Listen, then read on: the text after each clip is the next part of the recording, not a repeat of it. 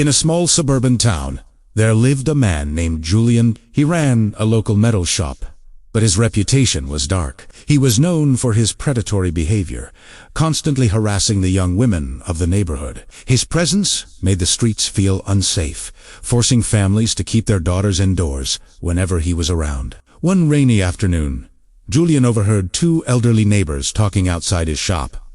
"When will he ever change?" one asked it. The other replied, "He will only understand the pain he causes when he has a daughter of his own, and a man like him treats her the same way." These words pierced Julian's heart like a shard of cold steel. Overcome with shame, he closed his shop immediately, went to a place of worship, and wept, begging for a chance to start over.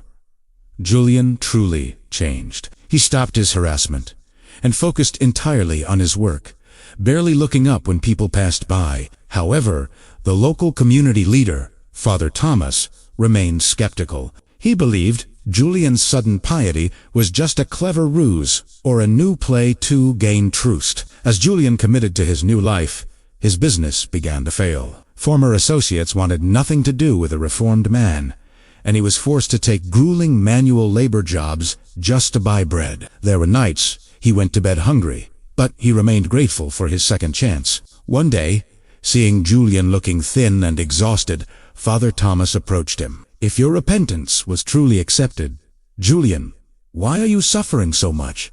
the priest asked. "It seems the heavens have rejected you."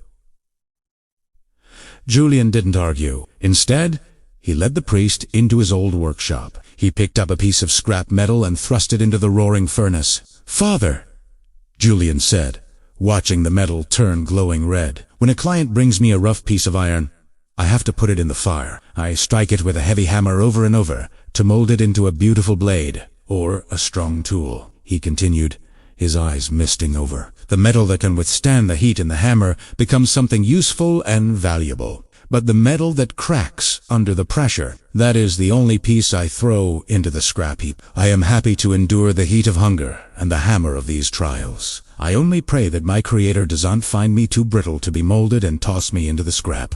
Deeply moved and humbled, Father Thomas apologized for his judgment, realizing that Julian's struggle was not a sign of rejection, but a sign of refinement. The challenges we face after choosing a better path are often trials to see if we are ready for the person we are becoming.